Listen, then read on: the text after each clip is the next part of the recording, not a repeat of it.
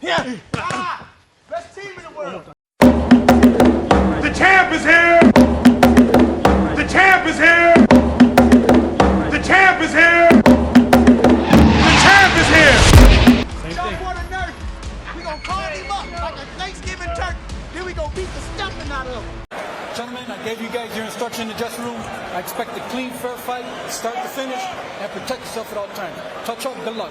Those eyes of Crawford lock in now. What's up? This is Bold. I'm back at it again. And that was a good fight last night. Personally, I had it even after 6 rounds.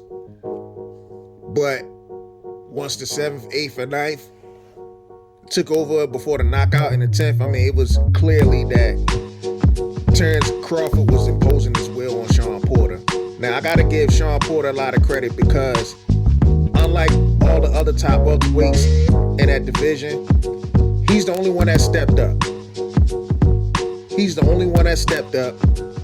And then you see Errol Spence hightail out of there. Now, I know Spence fans want to use that, the traffic, you know, he wanted to get out and beat the traffic and all the other stuff. Spence never did that any other time. So y'all need to knock that off. Seriously. I mean, it's been plenty of times Spence went to fights and he ain't never hightail out of there due to some goddamn traffic.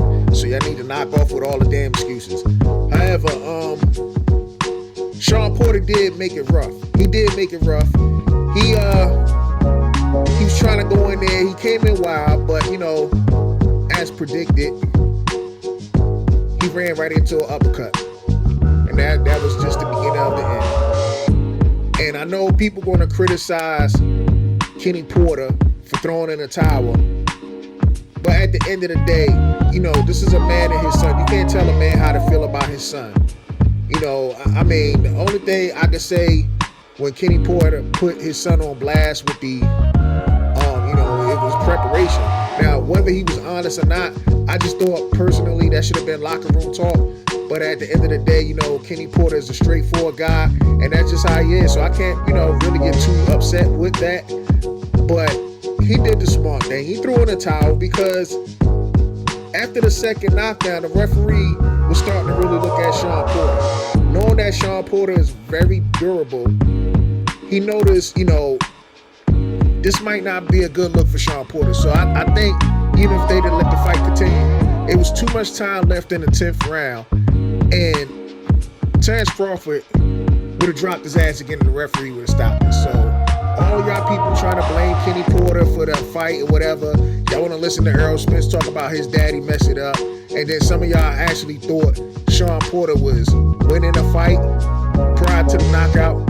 Man, y'all some damn goofies, man. Y'all need to miss me with that nonsense and stop hating on that man Bud. Seriously. With that being said, congratulations to Terence Bud Crawford by showing these people that he could beat the so-called elites that y'all said he's not fighting. Just because, you know, people have a name and then people that don't have a name that you're not familiar with doesn't mean these people can't box.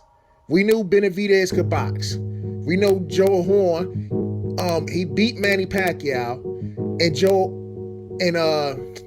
is it Joe Horn or Jeff Horn? One of them. But he came up short against Crawford. We knew Mean Machine that y'all try to say was Green Machine or whatever the case is could fight. And I told y'all this. This was no different with Terence Crawford when he put on Shawn Porter. It's no different. I know some of y'all gonna come out with excuses and say Shawn Porter had 1 foot in and 1 foot out of the boxing because he's doing the commentating and stuff. That's some baloney crap, man. Just like y'all try to make the excuse after Bud beat Kell Brook, and y'all try to say Kell Brook was washed. Now, prior to all of that, y'all was saying that Terence Bud Crawford needed to fight Kell Brook first. He checked that box. He beat him, y'all made an excuse. He fought Shawn Porter. He checked that box. He beat him, and y'all about to make some goddamn excuses. And I already see some excuses coming out for you goddamn Errol Spence goopy ass fans and shit. Man, I don't really have nothing too much against Errol Spence, even though I believe 100% he avoided the fight as much as possible to face Terence Crawford. That to me is the biggest fight to make right now in boxing, period. Man, I know some of these channels out there, these race hustling channels, these skin politics channels, they quick to call out a person of another race ducking and whatnot, but they seem to avoid certain people like Charlo ducking, Demetrius Andre. They seem to ignore the fact that Errol Spence and Keith Thurman both avoided Terence Crawford. But we don't do skin color politics over here.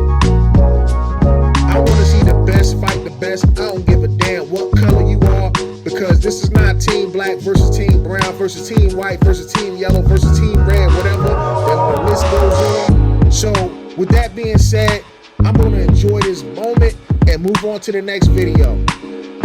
If y'all like this video, please rate, comment, and subscribe. And on the end of that note, peace.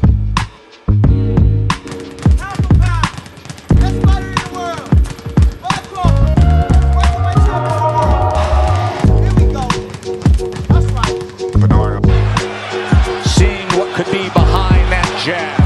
There's a combination. There's a lead left hand. Porter looks good on his feet, but not